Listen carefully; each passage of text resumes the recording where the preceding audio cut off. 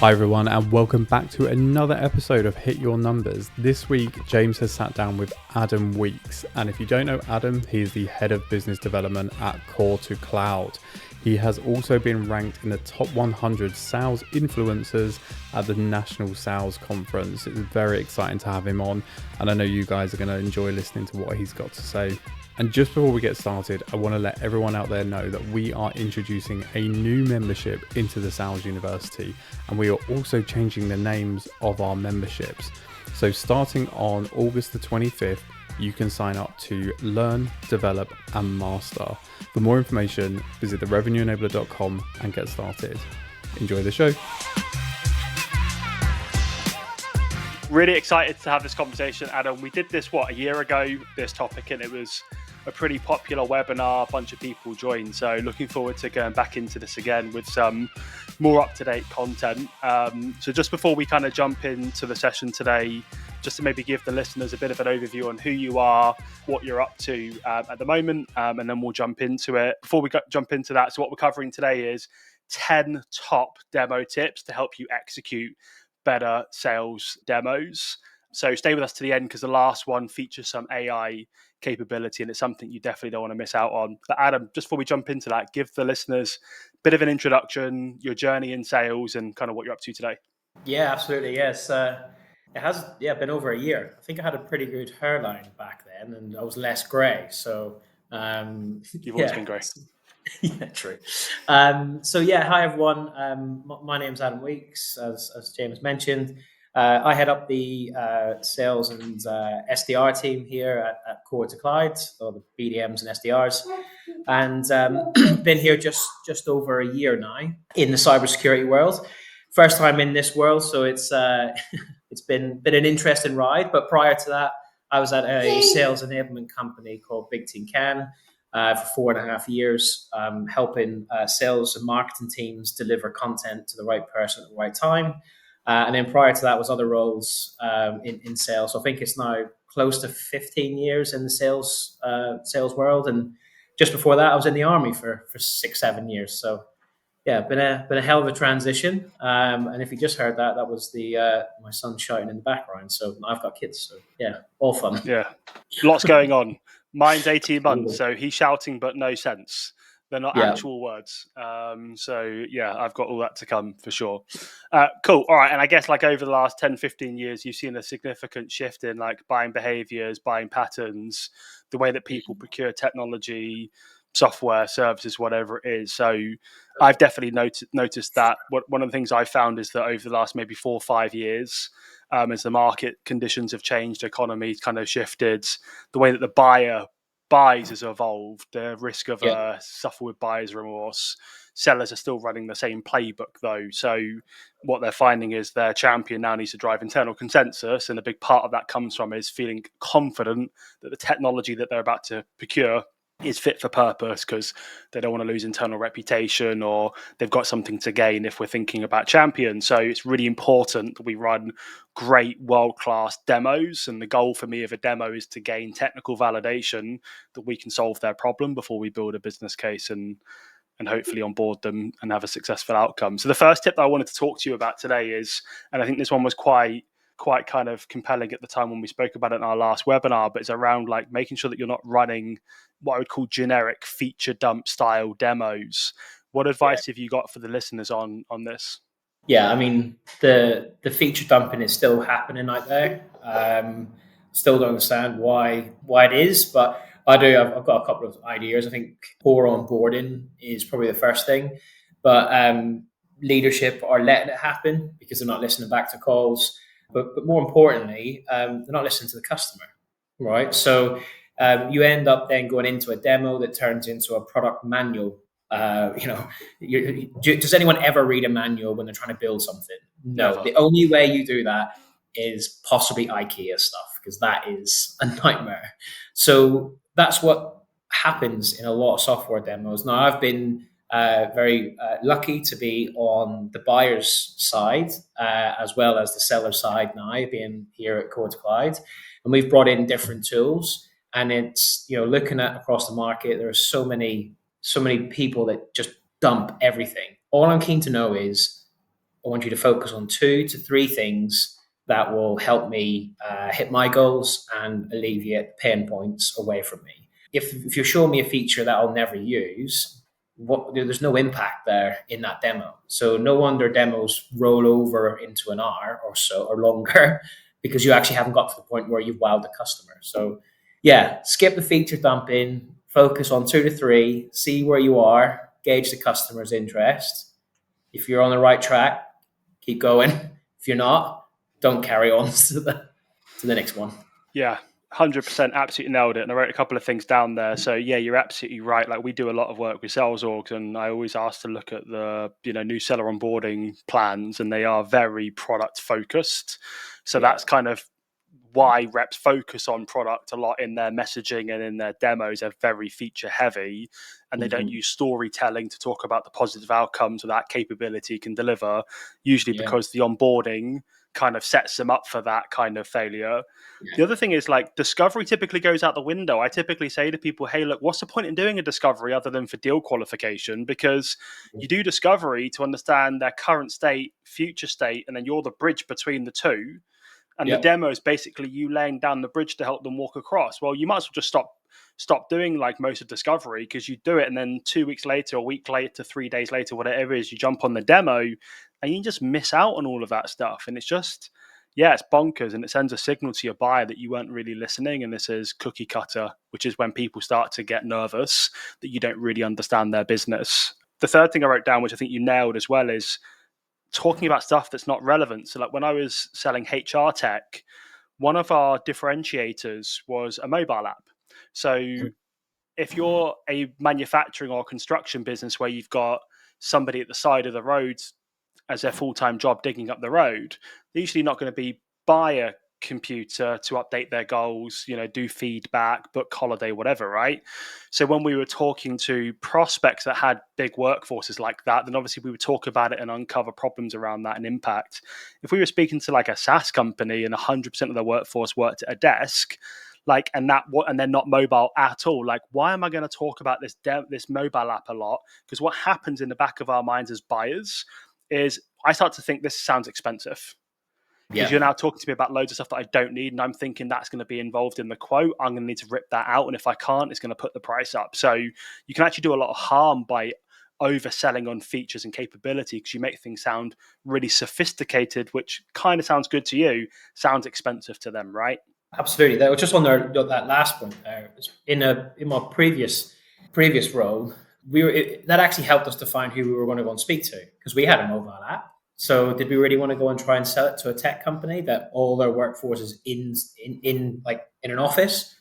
No. I mean, we could, but you leave that off the table, the whole mobile app. I mean, if you find out that reps right on the grind, might be a nice little added benefit there, but it's not the selling point. So you should definitely know your audience when you're starting to drop stuff like an app, because could be wasting everyone's time. 100%. All right. Tip 1 is just making sure that they're a bit more personalized, not cookie cutter. Tip number 2 is making sure that we always meet with our champion before a demo.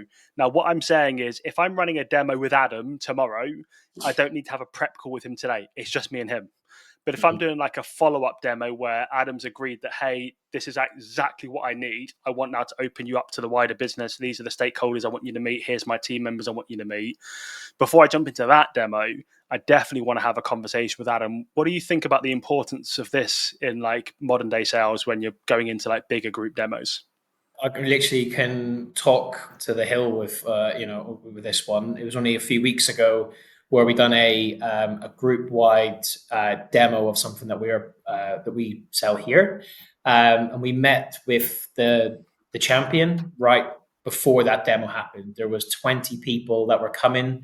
Well, said they were coming. 15 turned up. Still quite a large group.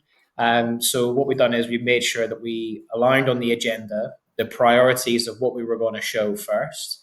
Back to my point, focusing on those 2 to 3 things. And then also like what does the success look like, not just within the demo, but after the demo as well. So it does a couple of things, gives the champion massive confidence that these guys are serious, know what they're talking about, really want this to go well.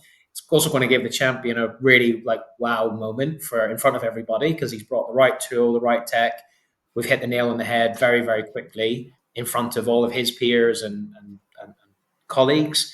So it's like, right, this guy knows what he's talking about. So a little bit of a promotion for him. But also at the same time, you get interaction from all those people because you now know what everyone's interested in seeing. So again, go back to the whole app thing. Oh yeah, we got this amazing app. You then start seeing 5, 6, 7 cameras go off, or people turn and they're on their other screen. You've lost them. So it is vitally important that when it comes to sort of large, big demos like that, and also I'll probably almost go as far as on any demo, is that there's you should be meeting with people before that. And actually, some of the team have been doing that a lot here recently. And the sort of feedback and the engagement has been, it's been really positive. Yeah, 100%. And we're not usually involved in like a lot of the internal conversations. If I hop on a call with a champion, I'm going to ask things like, hey, Adam, like, let's just kind of talk about the different people that are joining this call. Like, are there influencers on here? Like, I probably wouldn't label them like this. Is this person more of a coach? You know, where's the enemies? What you don't see as a seller, but when you're a VP or like a leading a sales org, when you're in those internal meetings and they're talking about making a buying decision, there's people in there that are against the idea completely because they've got relationship with other vendors. Or like, you know, let's say I'm selling HR tech. There might be a VP of sales in that room that wants to buy Salesforce or Gong, right? And that money comes out of one pot at the end of the day. So they've got a competing initiative. So I want to understand these people that are joining the call, like what's their interest? What's their vested interest? Why do they care about this? What objective are they owning? Are they accountable for that aligns to this, which is probably why they're here? And how should I approach that person? And if my champion's best positioned to tell me that information, and they wouldn't be against that and feeding me that information, those insights, if they are genuinely my champion. So there's not just around qualification and continuous qualification, but, you know, greater internal insights and temperature testing a champion just by having that 15, 20-minute prep call, right? So important. Absolutely. And I think the biggest thing out of all of it is it's another touch point. Right, it's not been a week, it's not been 2 weeks, it's actually been 4 or 5 days since you last spoke to them, and now you're in the demo. So there's that touch point, which is really important. And you know, we spoke about it, like even just after the demo. You know, it's all the touch points afterwards, because that's also important, not just to the lead up. And luckily, we've built such good relationship with this particular customer that he was able to identify, saying, your biggest thing is these guys do not want to manage another tool. I'll leave it as that. I'll leave that with you. I was like, okay, cool. Thank you for the insights. Now we know what we need to hit head on first. So, yeah. Spot on. So we finished our first demo with our champion. They're like, hey, technically this sounds really good, but, you know, we're a big business. I need to run it by a few people. And you're like, cool, well, let's kind of book in a follow-through demo. Let's invite those people. You know, should we invite this person? Should we invite that person? They said, I'm not 100% sure right now. Let me go away and have a chat and see who should be in that. And I'm thinking, okay, cool. This is probably a good opportunity to again test my champion. And then you send out a meeting invite, and 2 days later, 7 people accept the meeting invite, complete strangers. You've never spoken to them before. So I would say like managing new joiners carefully is really, really important.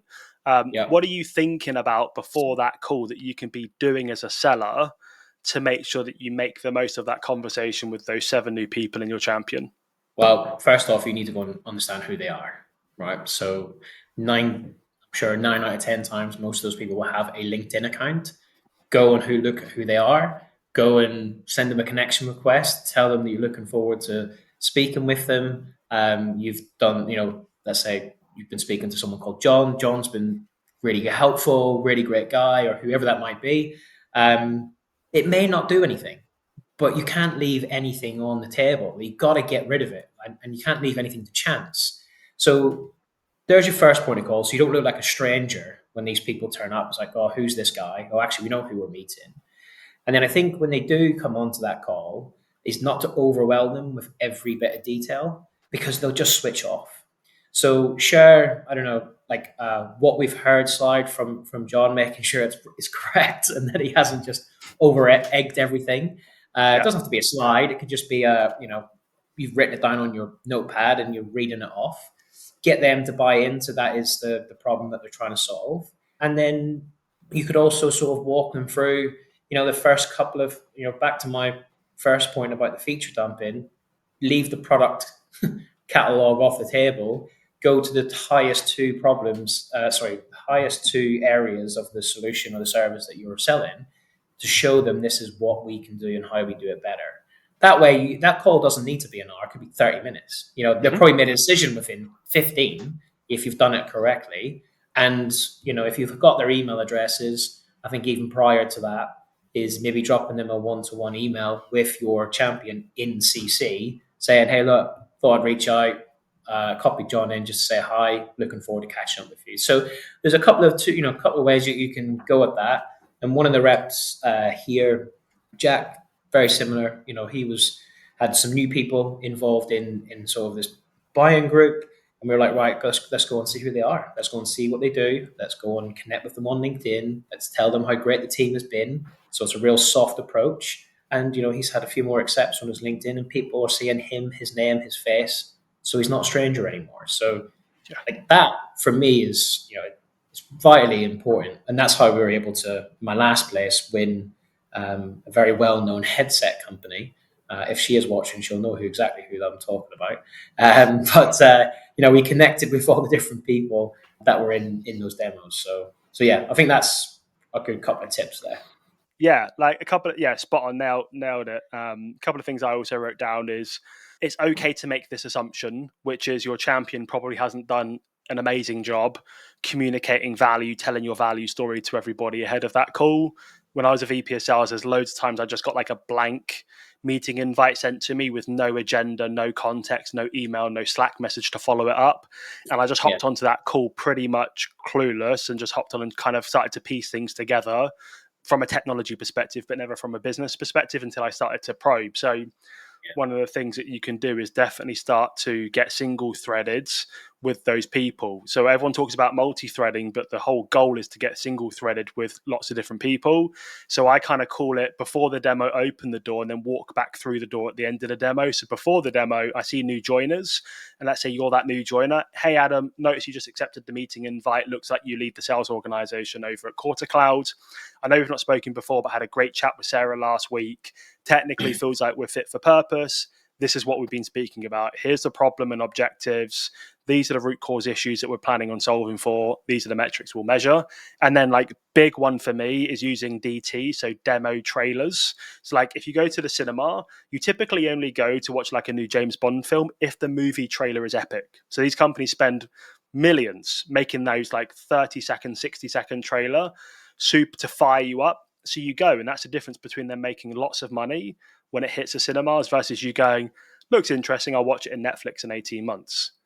So if I want to bring people in and bring them in educated and fired up, I need to give them content. So like little micro demos, teasers, so that they're well educated when they come in. We can just get straight to business, and I'm getting straight to value faster rather than trying to teach them, potentially to suck eggs because they might already know some of this. Cool. All right. So next tip is tip number 4. So we spoke about the importance of like helping our champions, right? So like one of my big tips here is making sure that we're CCing our champion into a lot of the communication, because we don't want them to find out eventually that, not that we are going around them, but we're being helpful, right? So it's important, would you agree, to CC your champion into communication where you're doing this like one-to-one single threading activity, or, you're sharing resources or doing follow through. Not that you're asking for anything, you're not looking for like a gold star or a pat on the back, but you just want to show them that you're going out of your way to make sure that they run an effective evaluation process. Would you agree that's important? Yeah, absolutely. I mean, whether it's you're meeting for these people for the first time or it's afterwards, I think every follow up, every asset that you're sending over, loop them in, right? It keeps them engaged. It keeps you top of mind, right? Because guess who else is trying to get top of mind? Probably your competitor. It also empowers them internally so that they're being built up and people are like, this guy's brought something really important to the business to help the company. So it obviously their status within the business increases too. So, and then also when there's no sort of back and forth. Oh yeah, Angela said this on the demo. She wasn't sure about what it was. Can you give me an answer? And then you never know if that email got to Angela. As where if you went to Angela directly and said, oh, hi, you asked, thanks for coming to the demo. You asked this particular question. Here's a 30-second video of how we do that, just to sort of follow up what we said from the demo or answer a question, whatever it could be, right? Every opportunity is different. but you got to keep doing it. And if you're not doing it, you'll just get stuck. 100%. Also, like, imagine you're selling to the VP of marketing at the beginning of Q4. They're probably reviewing a bunch of different vendors in loads of different categories, ready for like budget planning and strong execution in Q1 at the beginning of their new fiscal year. They're also super focused on hitting their number before the year ends, right? So they've got all these different moving parts. If you can demonstrate that you're like, hey, I'm just being helpful, but also I'm building confidence that we're the vendor to work with, everyone else is fighting for their attention. Not just like if I'm selling ABM software, it's not just me and the other ABM software companies that are fighting for the money. It's also like website optimization tools, I don't know, email workflows, whatever it might be, direct mail companies. Everyone's fighting for their pot of money. So it's just really good practice to build trust, credibility, authority, and be helpful. So cool.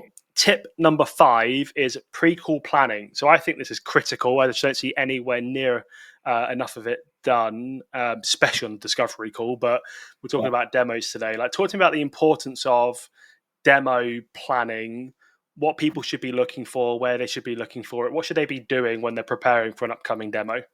Never wing it. Never. Just do. You might know that software like the back of your hand, right? Or that service. Just never wing it. You need to have the prep. The team here probably, if they're listening back to this, they'll be like, "Oh, here he goes again with his prep." But it is important. So you got to map. I get, in my opinion, you got to map the flow of where you want the call to go. You want to decide which points that you want to emphasize and know what questions you want to ask based on who's in the room. So the team here, because also we have some technical people that run the demos as well. So if you do have a technical resource that is running some of your demos and you're sat feeling that you're on the sidelines, it's even more important to prep what questions you want to ask to keep you in the conversation and the conversation not going off in a different direction, right? So you got to really think about that if you have another person from the team in the call. But also, I think one of the biggest things is that you need to slow it down. You can't just go into those demos and just go a million miles an hour. You have to slow down. You've got to make sure people are following you. And if you have to interrupt your techie that's running the call, you have to interrupt them, because if you're lost, you can guarantee the customer's lost. So a top tip that, just to add on to this, for me, I went into, in my last place, running a demo, went into BT to demo to those guys. There was roughly about 18, 19 people in total. That was including my team as well. I had my 3 pieces of A4 paper printed out, knew exactly where I was going, when I was going, with timestamps on each of the areas. But the biggest bit was written in there in bold: take a drink. So point 1, point 2, point 3, take a drink. And I'd have a glass of water, or I'd have a bottle of water. I'd stop, have a drink, but that 15 seconds feels like 5 minutes. But what I'm doing, and what I've been helping the guys here with, is that 15 seconds is allowing people to think of what you've just shown them, what you've just said, and actually allows them to put their hands up and go, I've got a question here. Because if you're flying through these demos and all the questions are at the end, it's just not going to, the whole experience for the customer is going to be a poor one. Yeah. Well, with that in mind, stop and take a drink, and I'll weigh in on this point a little bit more. So a couple of things did you like that? A couple of things that we can also add to that is, like, we've all got Gong or some kind of call recording tool. Unfortunately, so many. I've taken like plenty of notes since we've been on this call. I think there's a challenge with a lot of sellers is they don't take notes anymore, so they just let AI do it all, and it misses stuff all of the time. So like going into Gong before a demo and listening back to the discovery call, or you're going into a group demo, go and listen into the demo you did with your champion before, and look for things that you might have missed. Right? Yeah. Like when you're super present and dialed into the conversation, you do sometimes miss things because you're thinking and you're listening at the same time. One of the things that you might miss is like specific tone or body language when the prospect says something. And, you might have missed that. And this might be a perfect opportunity to really drive into that a little bit more, to start to implicate the pain a lot more, make them feel it, and create some kind of sense of urgency around that, and kind of really amplify and illuminate it in the demo. So there's that, but also like when you're preparing for the call, think about planning out flows. So like what I say to my sellers is if we're going to do discovery, we should then do bespoke, personalized demo experiences. So we shouldn't be doing a cookie cutter demo. So if they're not interested in seeing single sign-on, let's not show them single sign-on and how to log into the platform, right? It's just going to waste their time and we're going to lose their attention. We need to hook them fast. So think about the flow. Think about the talking points. To Adam's point there, he had like A4 pages in front of him. And when he hit specific screens of his demo, he would have had no doubt sets of questions, micro customer stories, outcomes, and things like that prepared so that he has strong execution. Because in most cases, we have one opportunity. It's not like I talk about James Bond all the time. Like when Daniel Craig's like recording a scene, he can make as many mistakes as he wants to, right? You got one shot. Yeah, you've got to literally make sure you're fully prepared because you've got 18 people, a big enterprise account like you mentioned on a call. They're not going to be like, oh, he messed up. Well, let's invite him back in his team again because that meeting would have probably cost tens of thousands of pounds. Yeah. In terms of salaries and things like that, right? And taking people away from other projects. So you just have to nail it. So key flows, talking points, stories you want to tell. And then if you've got loads of people, I'm writing down based on who's attending, their roles, etc., and their impact so far in the conversation. How can I pull different people in? What questions am I asking? When am I asking? Who am I asking them to? Otherwise, sellers just focus all of their attention at decision makers. And what they don't realize is the advocates, the champions, the raving fans, the ones that are going to be power users, they just stop advocating for you because they feel like they don't have a voice, they're not being heard. And now the economic buyer looks at these people and says, what do you think? And they kind of shrug their shoulders. They're just not engaged. Right. So just don't ignore those people. So in your pre-call planning, think long and hard about how you're going to do that, especially with a big group of people. Right. Yeah. Just on that, I mean, I was very guilty of this in my early days, and even at the start of probably my last company, was you almost forget to think of like what the roles are that these people have. So you then just think, oh, these people love this. You know, they can find this over here. It's all in one screen, and you're thinking, oh, I'm back to feature dumping here. Really nice. You know, this is really nice. Everything. Well, what are the outcomes that they're going to get from this? You know, to your point, it's like, what is for the economic buyer, if you know, or even down to the CFO, what's he getting out of this? What could this do? Well, actually, if I show you the analytics, now we're getting into the nitty gritty bits. That's the real interesting part. Well, if you just change this by 5% and then add another 5%, all of a sudden that equals 2, 3, 4 deals across the year, which is, you know, $250,000 of lost ops now going to one ops because you just change your direction a little bit. And it comes back to the other points, you know, there is a lot to do to get there, but yeah, don't forget who's on the call with you and why they're there, because one of those people, back to your point, could be an enemy. and that, nah, we're not doing that. We're not doing that. See you later. You know, you've got the deal's gone. 100%. And tip number 6 is super connected to that, is making sure that you maximize time. So make sure you save plenty of time and get next steps locked in. The point of a demo is technical validation, unless you're going to like POC, which most of you probably aren't. But at the end of a demo, you want to get feedback before you move to the next stage. So exit criteria. Take money out of the equation. Like, do you guys feel like we can technically solve the problem, or do you feel like our services can help you solve the problem, or whatever it is that you're selling, right? So, one, you need to save time to get validation or feedback, and then 2, you need to lock in next steps. Otherwise, you're going to start losing momentum, and then you come into that like chasing kind of phase. So talk to me about your experience then, because I see so many sellers like book a 60-minute demo, and because they've booked 60 minutes, they feel like they have to fill the 60 minutes with demo. And I'm looking at the clock now. We're on tip 6 with 32 minutes in. You know, I'm thinking, oh, cool, we got like 20 odd minutes, right? We just fill the space. We don't need to. If we can wrap up early, we might as well, right? So do you see that happening quite a lot?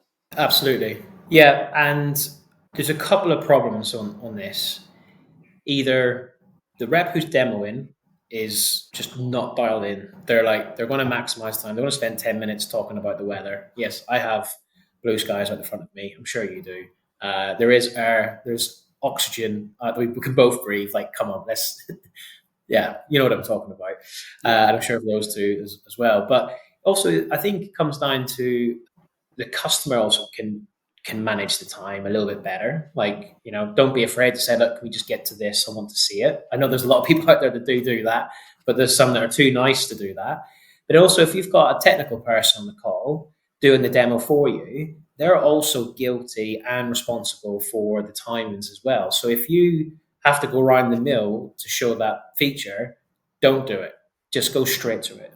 And if you go right up to the last second on that 1 hour you've lost momentum, because then it's a rush to get the next steps in, and everyone feels pressure and they don't like it. Or someone who's really important in that process, sorry guys, I've got to drop for another call, gone. Totally.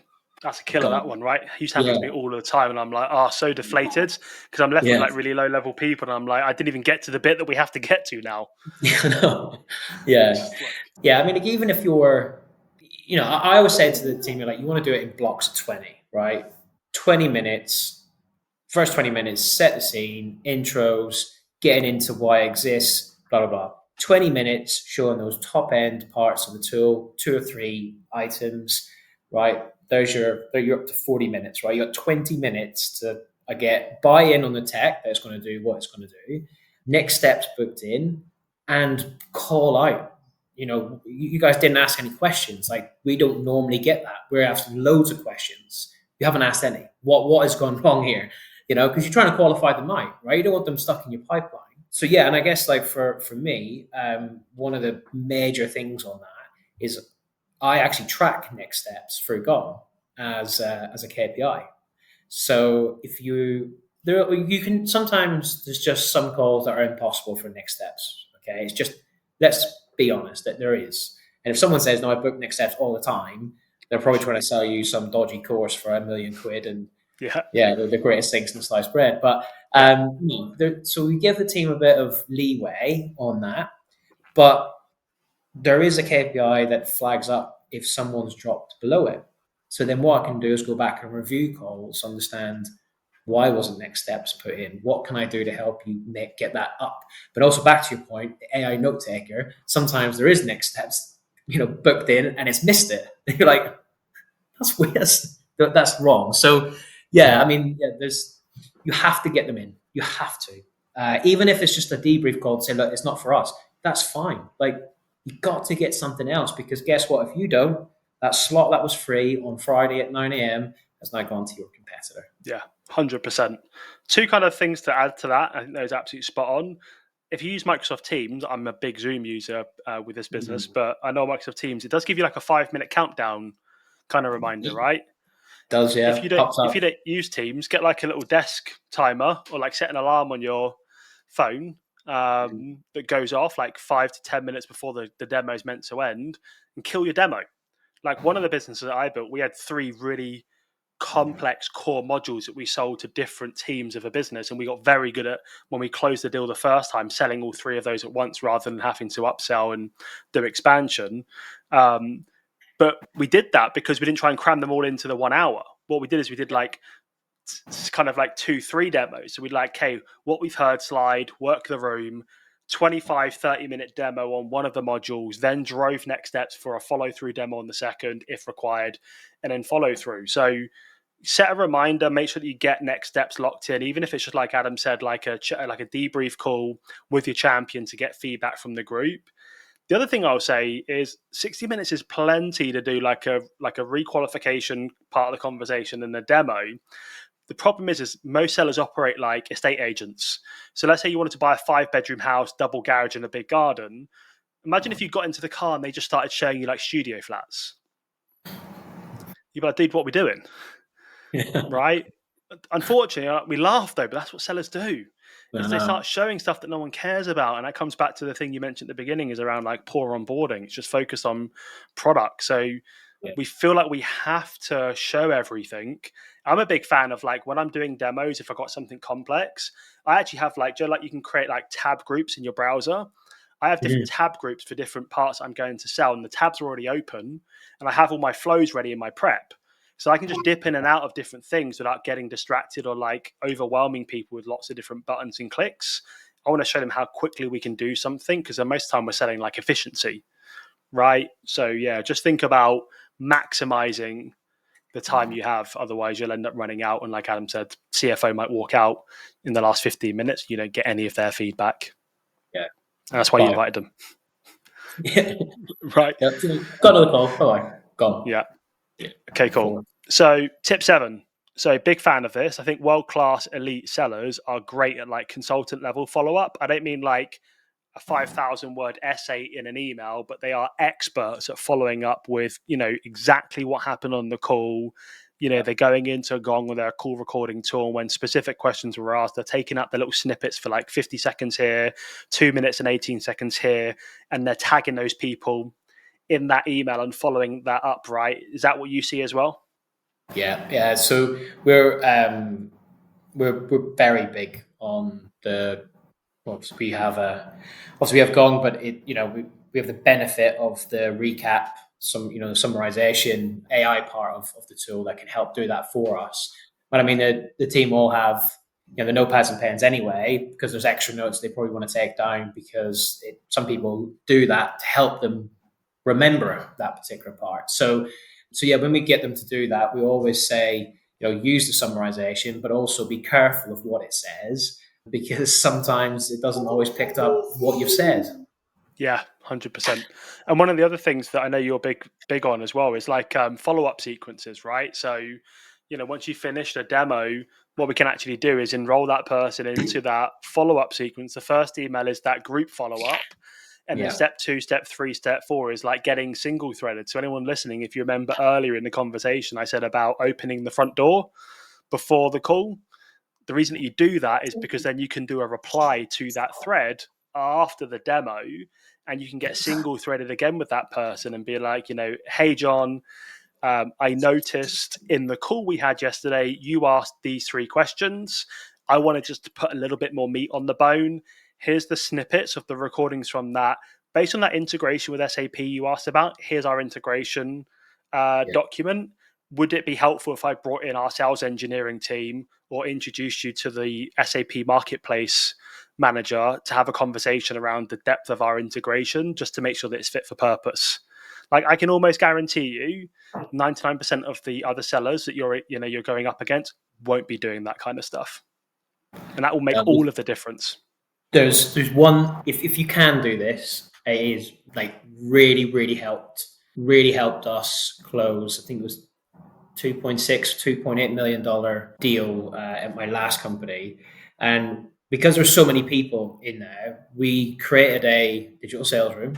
So had our own one, not anyone else out there. And what we've done is we broke the digital sales room down into the demo they just had. But what we did is, though, each of those videos were no longer than 1 minute. And then when it got sent out, so not only can you see obviously who's going in there to view it, but I think we recorded 15, 20 videos. So literally just 20 minutes, but they were all snippets of the problem they spoke about in the demo, how to overcome it, the integrations, and so on and so forth, so that they can keep refreshing themselves. And that's where, when it comes to the follow-up, is that you can do that to all of them, but then you can also go to them one by one and say, oh, by the way, James, video 10 shows you what you weren't sure of. Your multi-threading's gone wide, but then you brought it back, which is one of the guys that does that really well here. It's really good to see. Love that. I'm a big fan of like pointing out, like when I'm sharing a resource and I'm like nurturing opportunities, or like sending over a report and saying, hey, Adam, I think you'll really like page 7. Yeah. And it gets people curious, like what's on page 7? Yeah. And it then gets them to open it and go and look for it, right? And that's a good way of getting people to go in and look at the content, and then they start to identify and find, oh, that's interesting. Those guys have that capability as well. Like, we're not actually talking to them about this. Maybe we should bolt that into the proposal and have a demo around that. And that could be one of your key differentiators that helps you win the deal, right? Yeah. So, one of my first deals that I've done, I remember, it was my first six-figure deal I ever did. And they were only interested in the learning element of the tool. But it wasn't until I found out who the marketing team were, explained who I was dealing with head of learning and development. That person was extremely well known within the company. And I was like, look, I'm just sending this document over to them. I think you might find page, I think it was like it was a really big deck. So people were like, ugh, vomit. I think someone just posted earlier today about massive decks. But basically, I said in there, page 18 to 27, you probably need to have a look at it. That turned into a content and a learning play, which then brought it into a six-figure opportunity for 3 years, and they renewed for another 3. So it was, big shout out to those guys. I'm not sure who they are, but heroes. Yeah, content enablement, right? Like enabling our champions to go and walk the corridors and tell our value story, pull different people in, and our deal gets bigger and we win more of them because there's more consensus, more people that believe this is the right thing to do, right? So tip number 8 is around keeping energy and pacing. So I feel like we need to do some star jumps real quickly for this one. But I don't literally mean like getting people to feel super energetic, but you in terms of delivery, like sales is a transfer of energy, right? So making sure that our demos aren't boring. It's like people talk about all of the time on LinkedIn about tonality on a cold call, like really important. Yeah. Probably not as important as the words that come out of your mouth, because if you sound great but the words are rubbish, people aren't idiots. They're not gonna buy into it. But like your tone is important when you're doing a demo. If you want to get people fired up about like challenging status quo, trying to rip them away from the way they're doing it today, which could be manual or with a competitor, you have to bring some energy, get people fired up. So make sure like you take a break before a demo, like silly, like really, really silly things, like make sure that you've had something to eat, like you've just got energy. Otherwise it's just going to be boring and miserable. And we've all been on the receiving end of like a training that's just like flat and not exciting. People leave those not very inspired to take action, versus something when people feel fired up and motivated. I don't know, it just does something to you, gets people, super ready. Yeah, 100%. It's just, I'm pretty sure you remember back when the Leaf Forensics days, like you had to stand up. I mean, they took your chair away from you. That's a joke, by the way, for anyone sends me a lawyer's letter. But like you could take your chair away. Like you just stand up, do your demos, do your calls. It was like just alleviates that out, and you can use that energy in the pace. But one thing I do like to do is I do like to, with the questions, is not point them at one direct person. So if there's more than say 3 or 4 people in that call, I'll almost do like a round robin, but then I'll mix it up, because guess what? I've got to keep their energy up, and they're thinking, oh no, Adam's going to ask me a question in a minute, and it's like, oh, David, what about this? And he's like, oh, he's flustered. But if you don't do that, then obviously you do fluster people and they get annoyed, and then don't give you the true answer. So if you can keep energy and keep people engaged, you're going to get the real answer, and people are going to go like, this guy's genuinely interested in helping us. So yeah, fully with you on that one. 100%. All right, we've got 2 more points here. So tip number 9 is not revealing everything at once. So I kind of alluded to this earlier around, when we've sold multiple modules before, kind of breaking that thing down. It's a bit like a first date, right? You don't have to give them everything on the first date, right? Sometimes they go that way, but like you don't have to go that way, right? So don't feel like you have to show them everything. Like if you build real strong rapport, credibility, authority, you show them very quickly how you can solve their problem, and then you use your like unique point of view on why they should think about things differerly, and that might be your second module. Then drive a second conversation with them, right? I don't know, again, if you agree with that, Adam, and the importance of that rather than trying to cram everything in. I think a lot of people do that when there's like a big group demo. They feel like they have to because everyone's been brought in, and it dilutes the narrative a bit. Do you find that? Yeah, you can show everything when it comes to the state. Like think of your sales stages, right? You're picking up bits at each step. You're not going to get everything at each step. So you don't have to give everything in the demo. Like, especially if there's a lot of people in there, why not split the demo into 2? We've given the best example for me was a large camera manufacturing company we went to see based outside of Reading. We're just giving it away, but basically there was 15 people in the room, but what we've done is, I think about 12 or so, we give them what they needed to see, right? We had 60 minutes. We had a competitor in before us as well. So we seen them walking out the door while we were walking in. We're like, oh, okay. And it was basically, it was a product game off, if you want to call it, like a playoff. Like it was really like weird. Demo day. Yeah, it was strange. It was just like, they were like, we've had 3 hours set aside. You get an hour, you get an hour, you get an hour. And you just seeing your competitor walking out the main reception. But essentially what it does, we went in there, we showed them what they needed to see, why we were different, how we would do it better, and then we stopped. We turned the screen sharing off because there was people remotely joined, and then I closed the laptop down.